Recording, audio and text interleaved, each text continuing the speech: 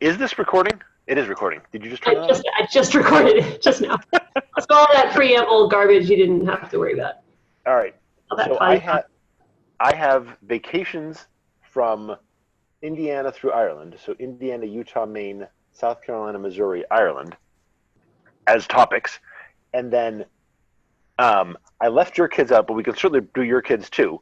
The remainder of your nieces and nephews. And if we could find a funny thing about each niece or nephew and one of those places, I think that might be kind of fun. So if you have a memory of, and maybe it's the older kids in the earlier vacations and the younger kids in the later vacations, as they became more real people. Maybe not. Whatever makes sense to you. If we come up with, and if we don't come up with anything, we don't come up with anything. Well, now that we're recording, I am feeling that familiar pressure that I had when you asked me to write these in the first place, which is like, I don't have anything funny to say. Like, I'm this very serious girl. Or, instead of that, we can start with, I have like, the bottom is, tell me about, growing up. And I had a bunch of questions that I'd written for that, and maybe you would have something to say about that. Do you want to start there? That might be good. All right. We'll start with, tell me about growing up in Wayland. Oh, for me, growing up in Wayland, we got a lot of those. The first thing that comes to mind growing up in Wayland was delivering papers, the Sunday paper, on, what do we call that bike? The Heap? The Heap. So the Heap was a fat-tired Schwinn bike that we attached a big basket to the front and two side baskets to the back. And fat tire is generous because that sounds like the fat boys now that are so cool. It was like, it wanted to have a skinny tire, but it had to have a fat tire because that's what we had. It was a 1950s or 1960s bike that Dad found for $5 or something like that, and attached to those baskets. And then when it was loaded with papers, you had to park it carefully so it didn't fall over. Right. And right out of the gate, you had to, whether or not there was snow on the ground, right? It was just all positioning. And inevitably, it was like, you get it just right, you walk away, and then all downhill, right? They made like a chute. Right, 20 papers spread out in the wind. The ones we had just spent 40 minutes assembling in the garage with all the spray inserts and all of that. So did you have to assemble so you did the Middlesex News. I remember having an inferiority complex because I delivered the skinny paper and you guys had the big fat one. And I really had a thing about that. So Sunday I felt like I earned my own. I probably tried to get up earlier than you guys just to show you or something. So it couldn't have, so surely we competed for the bike, but I don't recall it at all. Yeah, how did we not fight over the bike? So the Middlesex News was an afternoon paper in the weekdays of the week. Was it on the weekends? There was a Sunday Middlesex News? I definitely remember assembling papers, but that's so funny. How did we not fight? Was I doing your papers? So I think that was us assembling the Globe. I don't know if the Middlesex News was a Sunday paper. Yeah, maybe not. But what was I doing your work for? Tommy probably promised you a candy bar from the apothecary.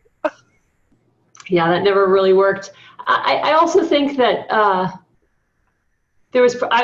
would have said a solution of why we weren't fighting is because Dad had mandated something like Susan gets the bike and you guys were hoofing it, but you would have remembered that resentment. I'm sure I would have. So I don't know why that was. This paper, it was a good learning experience. Those first jobs, especially collecting money, and I remember distinctly the first time I collected that first week or something, I really think I made $60 in tips, and this was in 2000. Not even 1990. 1981 or 2. Right, a long time ago, and I inherited the route from David Curtin, and the reason I had the route was because Dad was like, "We got any money?" When I said I wanted to go to Italy, and I was like, "Give me some doubt, and I'll show you some gumption." And so I just said, "Sure, I'll take the paper route," not knowing anything about that, and not ever having very great math skills or very much assertion. And so did the route and then went through and collected, and everybody was so happy because I think he was so sick of the route. The paper just sat in his driveway till like 6 at night, and it was an afternoon paper, right? So I got home at 3:30 and delivered it.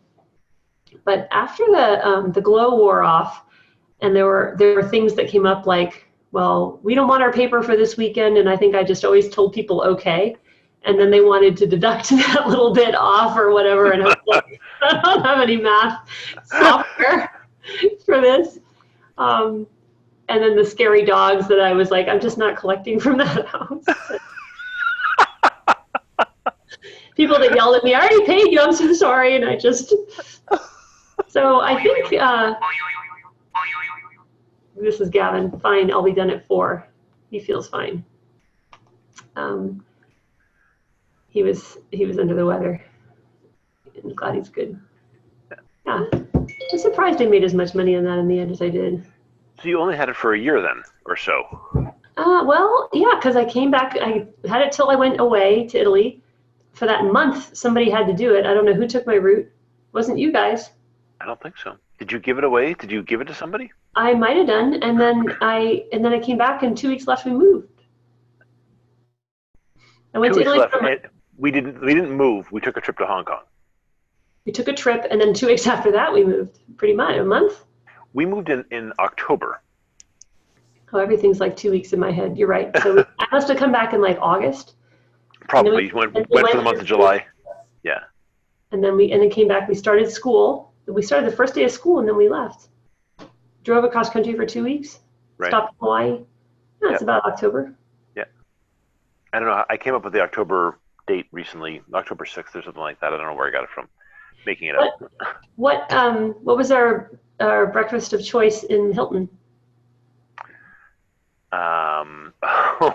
So if you got cereal, you got milk from the Tapas Dairy, and the Tapas Dairy came. It was a glass, like a 12-ounce glass bottle, and on the top of the bottle was cream, and it was hardened cream, and we thought it was the nastiest thing. It's cream. It's fantastic. It is real fresh milk. And where did we eat? What was the name of the restaurant? So is it the Hilton Garden? Cat Street? Cat Street. I don't know why I have that in my head. Yeah, so that's a good trivia question. That one's going in. That one may be very wrong. I don't want to make it a good one. Doesn't matter.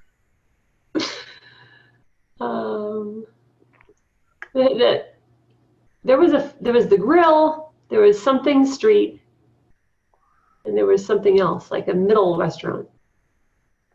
There was like almost a cafe, more of a lunch type spot. Right, had a little bar. Remember that place? And we just walked out the door, and there was the bus. Yep. Or we ordered breakfast in bed. God, the amount of money we spent there. It's Toblerone alone. Little bitty Toblerones every day, right? No, we got like mints. There are mints. They make mints? I think we got mints. Well, we didn't get anything after a while because Winnie was like, enough of that. You can't have chocolate on your bed every day. That was smart, getting us fruit and stuff like that. That was. Yeah. All right, wait. Walking to school. When did we walk to school? In Wayland or in Hong Kong? In Wayland. We can move to Hong Kong afterwards. Walking to school was an everyday thing until you had to go to Happy Hollow. And I went there in 5th grade. I think you were already in high school, junior high. I think you went there in 4th grade because I did go to a year in Happy Hollow. Okay, so you had 1 year and I had 2. Yeah. It's good to put our history together. So when Melinda and I were having this conversation about my education stuff, like I completely blanked on Happy Hollow until like we were trying to do the timeline. I'm like, oh yeah, I went to a different school too. And so for that conversation with her, it was all about, part of it was, what interesting stuff happened. And there was integration in Boston in the Boston area in the early 80s or late 70s, there was integration. So they bussed kids out from Boston, and the two groups completely segregated themselves, right? The black kids all sat at one table. And I was like, oh yeah, I lived through that, and we did that. And I think it ended at some point because I don't remember it after a while. Wow. And is that what you remember, just about that people didn't sit together? so that's my distinct memory is in the lunchroom, big long tables and all the black kids, all the white kids. I don't remember that at all. Huh. I remember Tashina Banks had cool hair, and she was. I remember Marcus Dennis, and he's now a Facebook friend. These are black kids that were in my class. I'm sure they stand out because they were noteworthy. I didn't realize that really at the time. Yeah. I had an Omar something who was a really good runner. No surprise. I'm sure he played football in high school. I remember walk to school always with you guys. I think that's when Tommy got spanked. We were on our way out to the door to school one morning. That is a sad memory for me. You got to finish the story. He tripped you down the stairs. Yeah, I think he tried to trip me. I think the stairs came into it. I don't think he was like trying to shove me down the stairs. Oh, yeah. He obviously did no malice, but. And Dad, I remember just like, you down here. And he cried on the way to school, and I felt so bad the whole way to school, and there's no talking about it, and I remember that. I also remember learning to ride my bike and riding to school and being very afraid of falling because I was afraid I would be left. Not funny. Was the yellow bike your first bike? Ooh, I do remember the yellow bike. I also remember the bike rack at Loker. It was just a big, in my memory, it was huge. Right. Was it? So same memory. My memory is 12 months older than yours. But I like 100 bikes. You could get a whole bunch of bikes. Oh yeah. To me, it's like college campus bike rack. I mean, in my little memory, but. What happened when you got to Route 30? You better hope that Mrs. Howard was there. Was Mrs. Howard was she the nun? The nun. Mrs. Howard wasn't at Route 30. Mrs. Howard was at Loker. Oh, she was at Loker. Okay. That one last crossing place. And Mrs. Howard is who stands out. I remember that there was a nun at Route 30. What was she like? So I wrote down, I thought you would know. It doesn't really, so I recall there being nuns as crossing guards. I don't recall much more than that, though. Wow. I had zero memory of nuns at the crosswalk. I wonder where they were when I wanted to go to the apothecary. When you went to the apothecary, did you cut through the backyards? I was afraid. Starting with the Aikman's house? No, further down. Like. See, I still don't know where it is. That's why I never did it. So where did it let out? So remember, did you ever do it with me? I remember doing it. It was muddy. Oh yeah, it was awful. You had to cross a river or a stream. It came out at Carlson. I think it was Carlson. Was a architect firm or something like that. They built a new building. Wow, across from Cumberland Farms. Yes. No, I don't remember that. What's a traumatic experience from your early childhood? Oh my God. Are we recording? There's so many. You really want to put these in the game? No. So this is the game or not the game. If you want to talk about it, you don't have to. But this video I'm going to save, and your kids will watch this someday, or they won't, right? And your grandkids will, or something like that.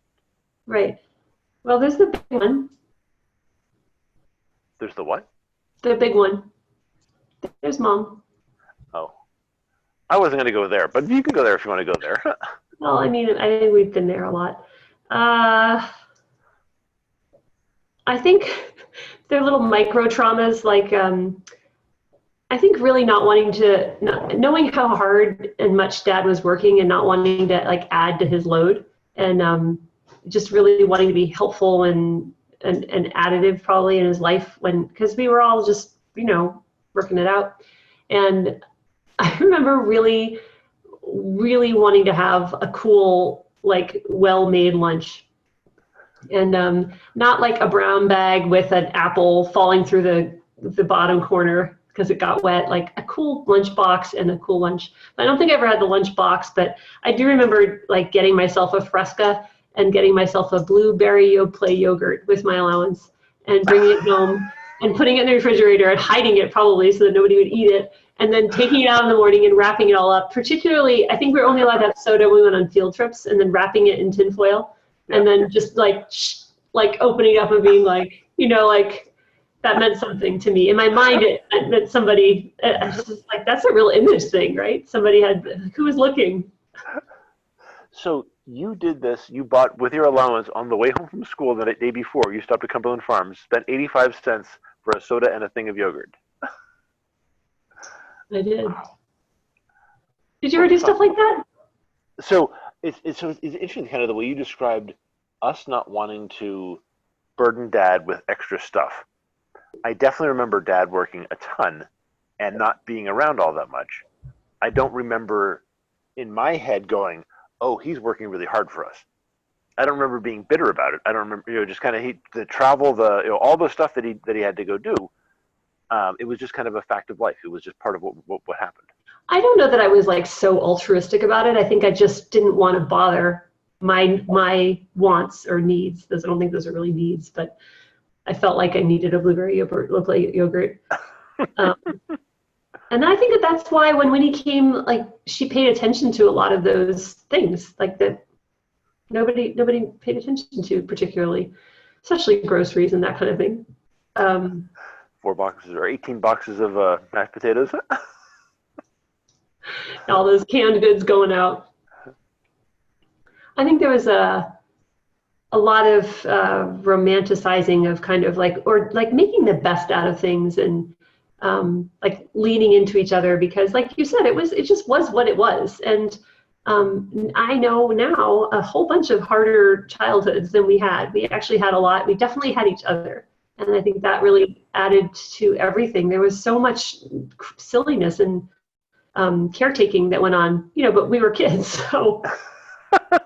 So our neighbors are very jealous of, or we're very jealous, kind of the childhood we had, like, oh, the Colemans were so cool. They got to do everything. They had one another. They did stuff together.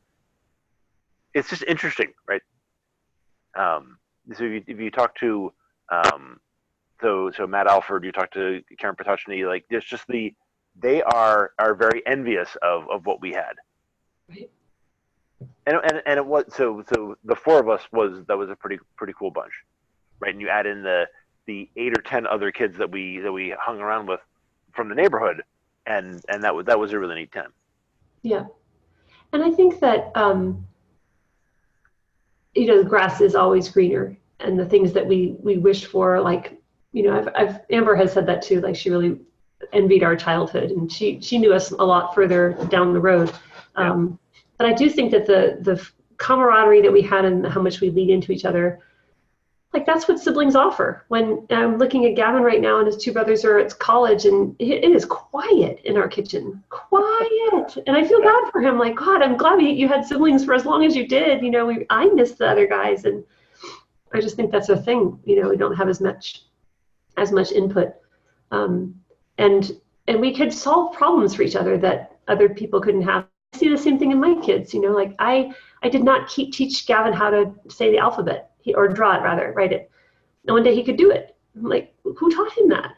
It wasn't me. But I was like, I'm sure I taught Brooks and Quinn, some of it. But it's like when there are more people around, they fill in those places. So. Do your kids have good handwriting? No. So my kids do. So Tracy has really nice handwriting, and Melinda's handwriting is impeccable. Wow. It's always the same size. It's always the same script. It's beautiful.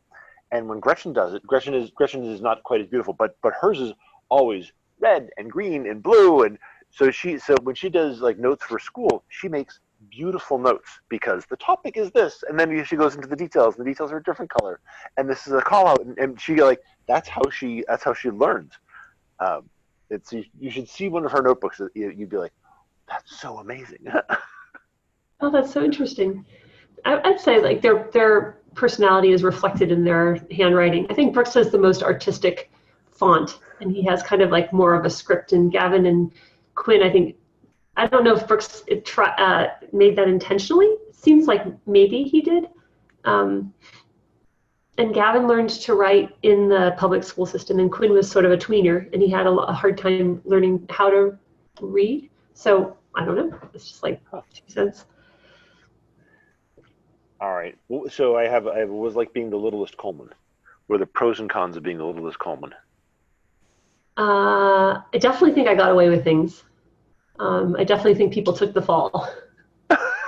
And where are we talking about? In Wayland or in Hong Kong? Well, I think the benefits went on and on. I mean, definitely, especially seeing it with my own kids, right? Like, I remember when Brooks was first listening to music, just if there was an F word in the song, it wasn't allowed on his iPod. And now we've got like, Spotify, and we're all just, skipping the F word and down there. So it's just so different. The latest kid that comes up into age, comes of age in the ranks.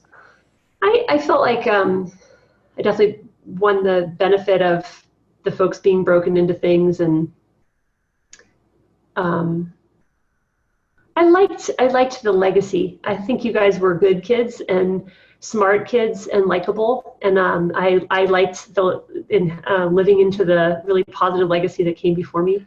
Like, you're a Coleman was not a bad thing, ever.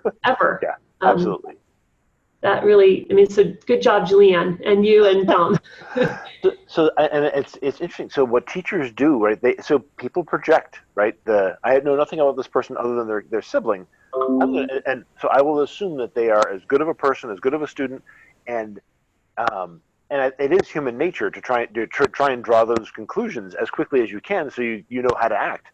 But I think the siblings of good students really benefit, right? They like, they're we took Gretchen to something when she was taking she was trying to get her math placement going into middle school, and Melinda got pulled into a separate math class in 6th grade, and they did pre-algebra in in 6th grade. 4 of them, they went out in the hall and they did pre-algebra, and then she wound up in one class, and then the class she wound up in junior high was a higher class, and we had to go and ask and do a whole special thing, and they said, "Oh, okay, I guess." And then we went and did it again 2 years later, and they're like, "Oh yeah, she's a Coleman, you're fine."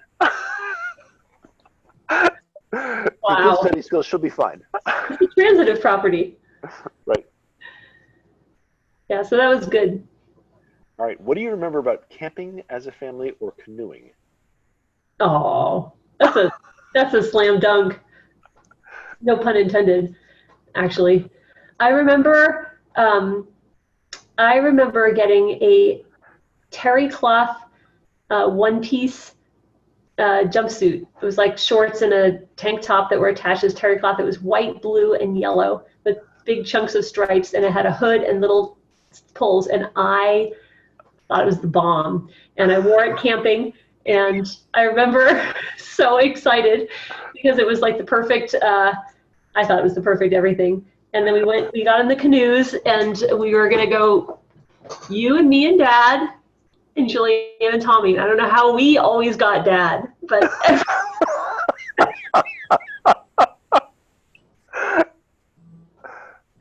every time. Oh man. Sorry, hang on. I can't talk to her right now. Yikes.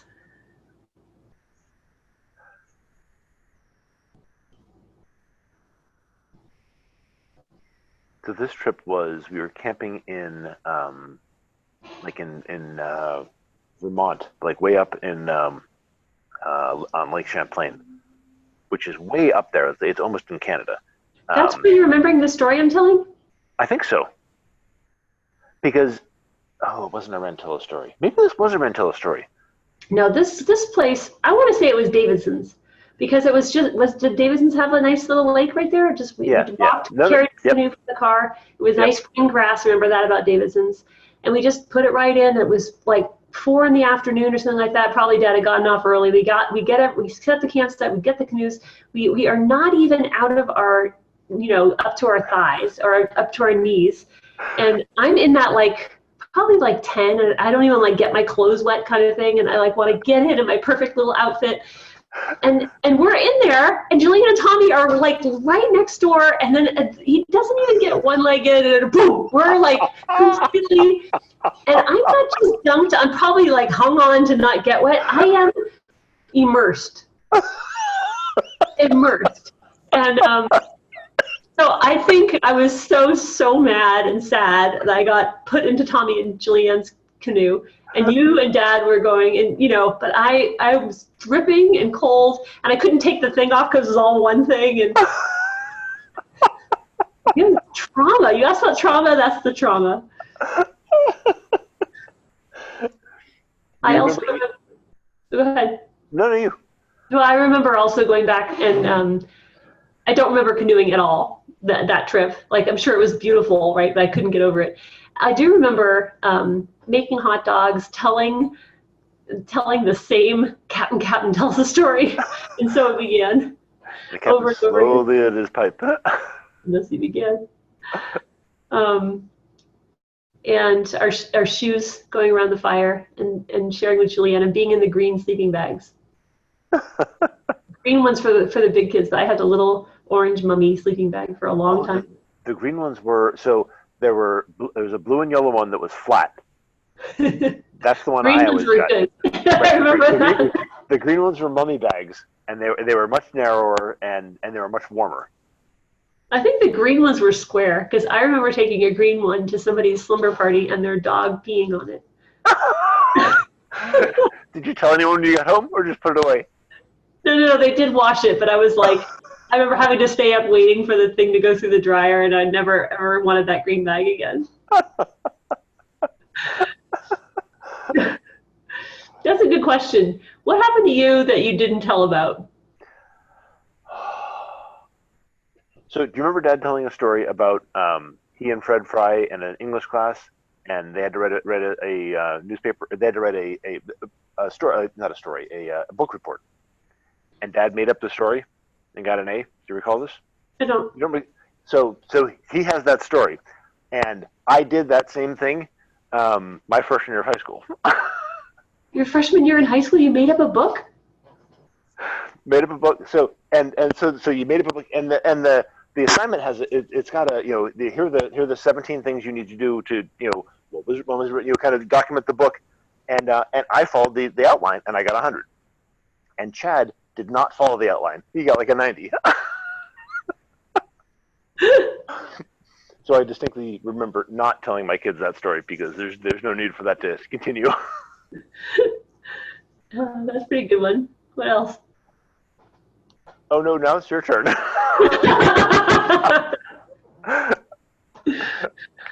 I was pretty goody two shoes. I did do some not really sharing that I was going to Dr. Hines because I didn't want to be outed for being with the what? Get in trouble for going to church. Exactly.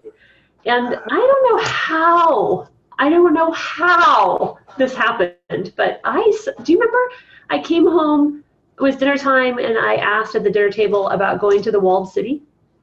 Do you remember this? No. You know what the walled city is? Yeah. And so did you go without permission? No, I got permission. And? I was like, sure, you can go. Like, I don't know how I phrased it, like coming home saying, hey, Professor Hind, Dr. Hind wants to take a bunch of us to the walled city. It's like, well, just the fact that it's the walled city. I mean, so did you go there? No. This place was like, I've read about it since. I think it was like 2 football fields in length or 4 football fields. It's small. And there were some like unbelievable number of people living in it and building upon building, so many buildings that it was all dark because there was literally no light coming through because it was all built on top of each other. We passed prostitutes. He said somebody was late, didn't know if that person was alive or dead. Just sewage running through the street, drug deals going on. We're in the depths of the city, and it can't have been that big, but it was pretty scary. I didn't feel scared, but I would never send my kids there now. So I can't imagine that they understood, Dad or me understood what I was asking for permission to go to. And then we're in there, and she's like literally laying hands on people, coming off of drugs and heroin addicts and the whole 9 yards. And I'm like, definitely feel like I got away with something there. But I didn't feel unsafe. I just felt like, wow, that's amazing. So she is the head of some charity in Swaziland, South Africa. And I have written to them a couple of times and said, "Oh, tell Dr. Hind," and nothing. How do you know that's what she's doing? I found her. You go search Elizabeth Hind and Swaziland, and you'll find her. Where is Swaziland? It's in the middle of South Africa. It's a little independent monarchy inside of South Africa. Oh, that's cool. I would look her up. She was special. Yeah, That's crazy. Yeah. All right, your turn. They're on Facebook. What else? What did I get away with? Well, so after Tommy, it was easy to get away with anything. Hong Kong? Yeah, he blew the doors off, and you and I could not help but be good kids. Yeah, he was wild. I do remember, I don't know, a weekend or a summertime at Amber's in Stanley, and it was hot. And it was like 10 o'clock at night, and we were laying there, and Amber really had a thing for ice cream, and I was like, well, I saw strawberry Haagen-Dazs in our refrigerator. And she was like, oh my God, let's go get strawberry Haagen-Dazs. And so we literally snuck out of the house. Her parents were watching TV. We went out, somehow we snuck out the door, and we took the bus, but we were like, and we went to our house, but we didn't want anybody to know we were there because I don't even know, like, how much trouble would we have been in? I don't even know if it was 10 o'clock at night. It was later. Do you remember this? You didn't. I wasn't part of the story. You are too, because we decided not to go in the front door, or at Burnside, and so we went through the gate. We climbed up the gate and across the little adjoiner things and into the flower box and knocked on your bedroom window, and you're in there, and we were like snickering and laughing so hard, and you open the window and you're like, you're crazy, what are you doing? And we were like, there's ice cream, and we went and there was like this much left or something. We got the ice cream. I think we just walked out the front door, walked in the front door of her house. We were like so tickled with ourselves, we did what we did. I mean, I really wasn't doing too much. Yeah, so I didn't push the envelope too much either. I think so what I say with my kids is I am comfortable with this, and my kids are comfortable with this, and so where they live their lives is inside this boundary. And if they push their own limits, I'm like, yeah, whatever. In our lives, my parents were comfortable with this. I was comfortable with this. I never pushed their limits. Kind of the stuff that I was willing to do was well inside of their boundaries. And I wonder how that happens.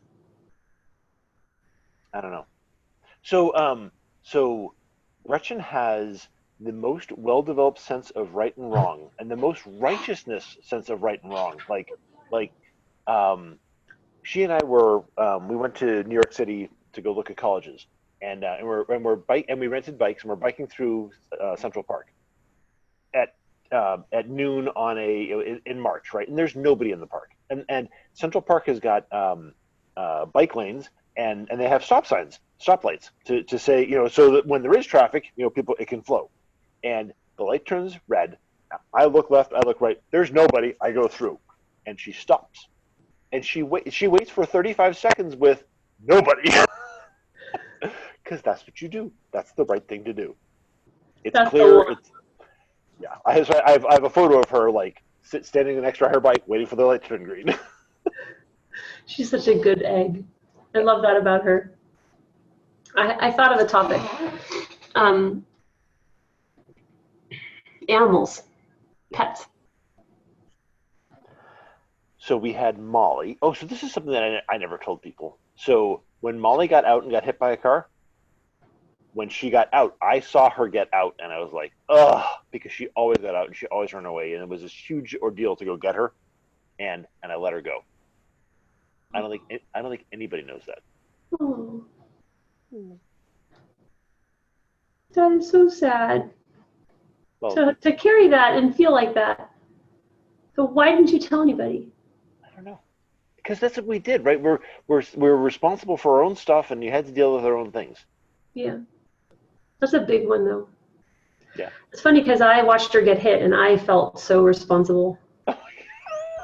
How did you see her get hit? Were you out looking for her? Did we wind up going out looking for her later? We were all looking for her, and Matthew or Douglas started to help us. And she kept going further and further towards Route 30. And then we were chasing and chasing, and then I was coming up to there, and she ran across.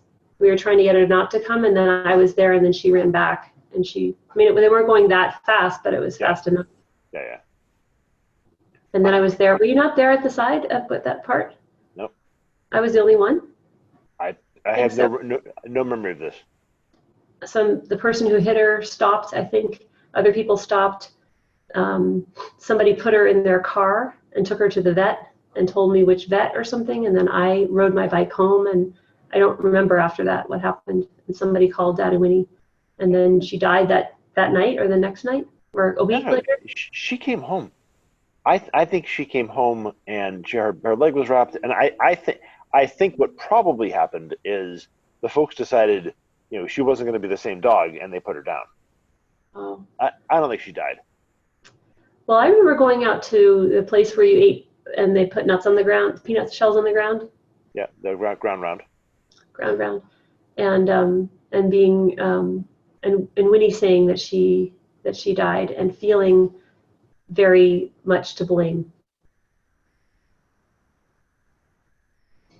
It's sad. So sad. But that wasn't the pet story I was going to go to. We have more, I would say, more hard dog stories than I want to recall. I do remember the turtle story. In Hong Kong.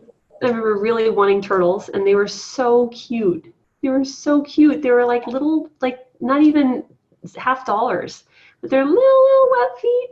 And I remember just wanting them so much for Christmas, and walking by that little store on the way home from, not really on the way home, and the other way from downtown Repulse Bay. Yeah. And getting them with the cute little terrarium, whatever, and wanting them every day, and then very quickly them growing and the thing stinking very fast. Like, man, I just cleaned that. And then every 2 weeks, whether you clean it or not. No, it was like every other day.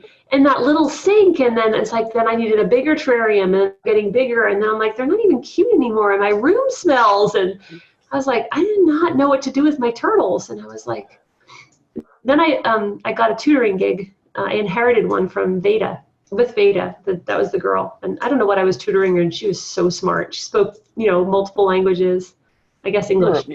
Accent, yeah, I'm sure. And I wasn't really sure what to do with Veda, but I was walking with her, and we walked by the pet store, and we went in there, and I saw that they had the little turtles, and they also had the big ones, and I was like, oh, maybe they would buy my turtles. Maybe I could give them my turtles. That was like my idea. And I asked Veda if they would take them, and she was like, you want to give your turtles to them? And I was like, yeah. She's like, you don't want to buy? I'm like, no, I just want to give my turtles to them. And I didn't want to tell the folks probably that I was going to get rid of my turtles, because I didn't want to feel like an ingrate. But I was looking for a solution that did not involve harming my turtles. And Veda was like, she kept trying to ask me questions, and I was like, just want to give her my turtles. And she kept trying. I was like, so she said yes. So then I went. I forget exactly how this worked.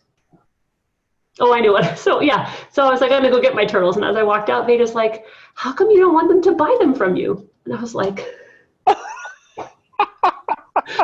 could have made a profit, right? I've been raising turtles. I don't know what they did with the big ones, but I didn't take any money, but I was very relieved to be done with the turtles. I remember your turtle got a boil on the side of its neck. Oh, I remember that. And we had to take it to the vet, and the vet like lanced it or something, and so you had them for a good year or 6 months, or you had them for a while. A long while. Wow, I didn't remember that about the vet. The vet was right over Stop and Shop. The vet and my barber, there was a barber up there. So haircut was 45 Hong Kong, divided by 8, it was $5. How much you pay for a haircut now?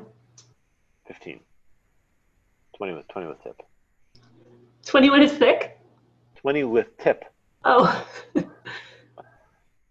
So how many times did I get you to go kayaking with me? Wait, I have one more animal story about the kids. Sorry, go ahead. This is just a funny one. It's written in, and I'll just read it because it's faster. For his 5th birthday this past January, when Gavin was 5, Gavin came of age to gum chewing, a much anticipated privilege. Kim and the family gave Gavin a small, sweet little habitat where he could send away for a tadpole. He was intrigued and quite confused. So where's the tadpole, he asked us. And we explained that it would come in the mail. There was quite a lot going on for a while in our family of 5, and we kept delaying getting online in order to order this year. But finally, after much anticipation, I endeavored to do so and found that it was $6.99 in shipping and an additional $5 for each pack of food. Plus, we could order a friend for another $6.99, or we could be the tight parents that we proved to be. Imagining a dead-on-arrival tadpole, I thought, out loud with Gavin, it can add up quickly, huh? Yeah, he said. But then he remembered that there's a pet store downtown where we could go in and look in on the tanks on Castro Street, and Gavin's guessed that they would sell tadpoles. And unfortunately, long spells of time went by again where Gavin would carry the empty habitat to me and ask after it. And finally, I called them. They sell tadpoles for $2 a piece. So off we went to the tadpole store, and of course, they quickly told us that we would really need a proper tank, that our little tank was not nearly enough space for even one tadpole. And they gestured to the tanks on the top of the shelf that started at $79. Feeling like I'd made such a rookie move in showing up at the store with not just one, but all 3 of my kids, I started looking around for a way out. Mommy, can we get this? A turtle? No. A snake? No. And then from Quinn, if we can't get a tadpole, can we get a guinea pig? Oh my God. And I asked the storekeeper, who was a teenager, is there anything else that would be okay in what we have? And they showed us a ghost shrimp. Did you get one? Feeling a little panicky, we wandered around in limbo for a few more minutes when all of a sudden from the front of the door, Gavin erupted, Mommy, can I get a gumball? Yes, I said. You've never seen me put his gum or 4 quarters so quickly. I even had a gumball, and we all made our way out, and Gavin has not revisited the topic yet. Wow. I think the rest of my kids had to wait till they were 12 so they could chew gum. Good call. Kid. Oh my God. Wow. Oh, that's funny. So we got Melinda a hamster. She was 11 or 12, and she lusted after a poor, pathetic, homeless hamster, PPHH, for 6-8 months, a long time. We wrote stories, and so we got a $15 hamster and $100 worth of habitat, and we had that hamster for 2 years, and he lived in her bedroom for 4 days or a week or whatever, because they're loud and they're nocturnal, and so he moved from there to, we had an extra bedroom. He lived in the extra bedroom for 9 months, 10 months, and then he ultimately wound up in the family room for the end of his life. And he was always a little skittish. He didn't really like people, and what she really wanted was something to cuddle with, and he was not a cuddler. Unfortunately, when he passed, the whole notion had passed, and we didn't have to go buy more. Animals, wow. How about the hamster? What about this one? Yeah, hamsterdess. What? Yeah, hamsterdess. Oh, so that was when we put Nick down. A fabulous family story. Let's just not tell that one. We don't need to have that one on recording. I just remembered it as you were saying hamster. I was like, oh yeah, I remember the hamster. So when we were in Hong Kong, I got, for a birthday present, I got a 2-person canoe, 2-person kayak, because that's what I wanted. Because we did it on somebody's junk one time, and I thought that was the coolest thing ever. So the folks got me one, and it lived in our garage for for a period of time, and we lived 2 blocks from the ocean. And it's a two-person thing, so it was definitely a two-person carrying thing. It could not be done by one. Did I get you to do this with me? Because I feel like in Hong Kong, yeah. You don't remember that it's a red kayak, two-person? I don't, from our house? Yeah. I think I remember. Well, I don't know. I don't really remember that. So I got a couple of friends did this with me a couple of times. So you remember we lived in Burnside. It was all the way at the end, right? So if you're going to walk this thing to the beach, you'd have to walk all the way down in the parking garage to the end. What's that road? South Bay Road. Chin Soi Wando Yakao Way. That's not it. Sam Sap Se Sito Bato. No, that's not it. No. Gao Ho Wando. I had 34 Stubbs Road and Sam Sap Se Sito Sam Sap Se. That's 34 Stubbs Road. What did I say? Chin Soi Wando Yakao Way. Gao 115 Gao Way. Repulse Bay Road. Those are the towers. I remember practicing that over and over and finally ordering a cab and saying, Chinsoi Wando, Gao Wei, and the guy goes, what, flat? Like, he doesn't think I'm Chinese at all. So you tried to carry the kayak, but... So if you go all the way around, you wind up further, so to get out of the apartment complex, you wind up further away from the beach. Right? So we're all the way at the end, 20 out of 22. But if you went the left way, there was this steep cliff, like not a retaining wall, but just this. You know how in Hong Kong there's concrete on a steep angle. Oh yeah. So you put the kayak over the edge and then walk it down. Oh, I thought you were saying get in it. No. And so then you're much closer to the beach. Then it's like then it really is like a block, and then you're at McDonald's. And so I'd walk it down there, and Dave Anderson and I probably did it. I wonder if Bill Curnow did. So I'm in touch with him. He's in someplace in the middle of nowhere. He is in someplace in Texas, West Texas. So Melinda's in Dallas basically, and he is 8 hours or 10 hours from her in the sticks.